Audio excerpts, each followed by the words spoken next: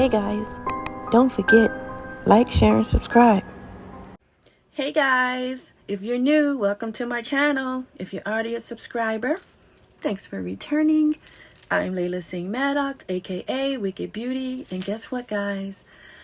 I scheduled my next tattoo piece and it's gonna hurt like hell and I am so scared. Now you guys may or may not know, or those that already know me, know that I am a tattoo junkie, a piercing junkie, and I am tatted and I'm pierced in places that you can imagine. But this tattoo of my neck, it might be the mother of all tats as far as pain. I do have a high tolerance for pain, but I don't think any amount of alcohol or weed is going to help me on this one. You'll know if I got it when you see me on the next video and you see it in place on my neck. But if you don't see it, it's because I chickened out and I rescheduled it. Now let's jump right into this video, guys. Today I want to discuss the murder of little 4-year-old James Dupree Lewis Jr., affectionately known as Squirt. Squirt was murdered by the hands of his stepfather, Maurice Marcel Martin, back in 1991. Martin was found guilty and charged with third-degree murder and sentenced to 20 years in prison. Now, we all know that Martin abused Squirt and Squirt's mother. His mother also testified against Martin, and she stated and described in detail the abuse that her son endured. Now, my question is, even though they never found a body, how was the prosecutor able to convince a jury that Martin, without a doubt, murdered Squirt? Now, do I think he's guilty? If I had to choose, I would say yes. But I just want to know other people's opinions on this case, being that they never found the body. And does abuse equal murder? Did he do it? And this case reminds me of Casey Anthony. A person who was acquitted of murder. They found DNA evidence of little Kaylee's blood in the trunk. They found Kaylee's body wrapped in a blanket. Her skeletal remains not too far from the Anthony's home. Casey's stories from the beginning to the end of the whole investigation was just a pack of lies. From her whereabouts to the fake babysitter that she made up. She was out partying in clubs, getting tattoos, living her best life.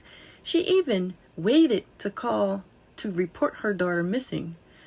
She lied to her mother, her father, then she lied and said her father abused her. All of this evidence against her, and she was acquitted. So I just want to ask your opinion on this case. They had no body, no DNA, nothing. So I just want to know, what do you guys think? You think there's something else that happened? Do you guys think that there's a twist to this story? Do you think he could have been abducted and murdered and stolen and taken away from the area? What do you guys think? Could he have committed it? Or you think he could have been wrongfully convicted? Or is he just a punk smug who did in fact indeed murder Squirt and just won't admit to what he did, even after serving 20 years? You know, their family never had any closure. His mother didn't have any closure. And do you guys blame his mother? She knew about the abuse. Even though she was abused herself, she could have gotten help. What do you guys think? Drop a comment. Let me know below. 4-year-old James Dupree Lewis Jr. was affectionately known to the neighborhood as Squirt. He lived in Lancaster, Pennsylvania with his baby sister, his mother Deborah Johnson, and her live-in boyfriend of 1 year, Maurice Marcel Martin. Deborah and Marcel reported Squirt missing at 8:30 a.m. on July 28, 1991. At the time of his disappearance, he stood at 3 feet and 3 inches tall and weighed 60 pounds. He wore a white muscle shirt with black trim on the arms and neck, blue and yellow shorts, white tube socks, and no shoes. Squirt is of African American descent. He had brown hair and brown eyes. Martin stated he left the child in the car while he went into the giant food supermarket on the 300 block of North Reservoir Street in Lancaster, Pennsylvania. When he came out a few minutes later, James was gone. He has never been heard from again, and the search was very unsuccessful. For the purpose of excluding Martin as a suspect, investigators asked him to come down to the precinct to take a lie detector test. Surprisingly, Martin passed. However, authorities still had their suspicion. Martin's story lacked any empathy or feelings, and Johnson, James's mother, stood very quiet and solemn and didn't really have much to say. Authorities eventually determined Martin's story about James's disappearance was untrue, and he was charged with criminal homicide in October of 1991.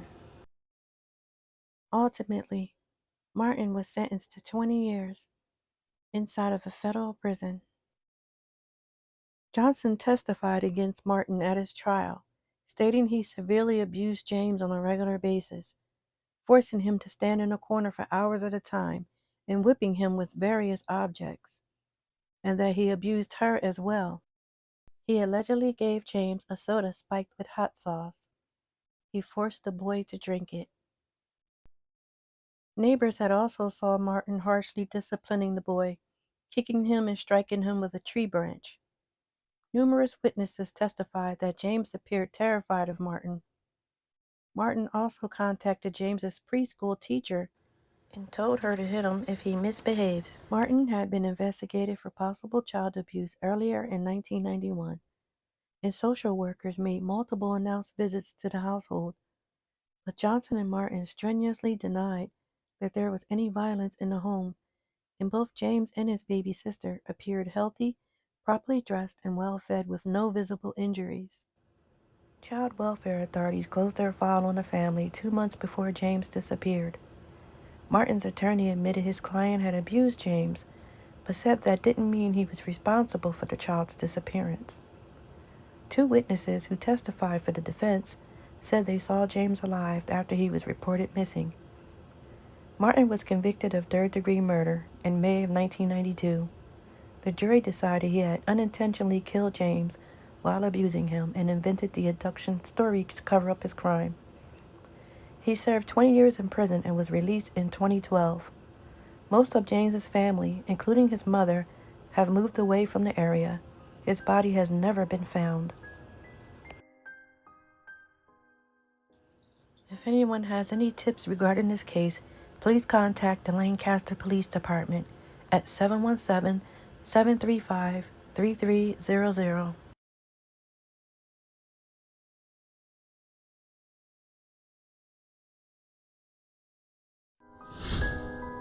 Thanks for watching.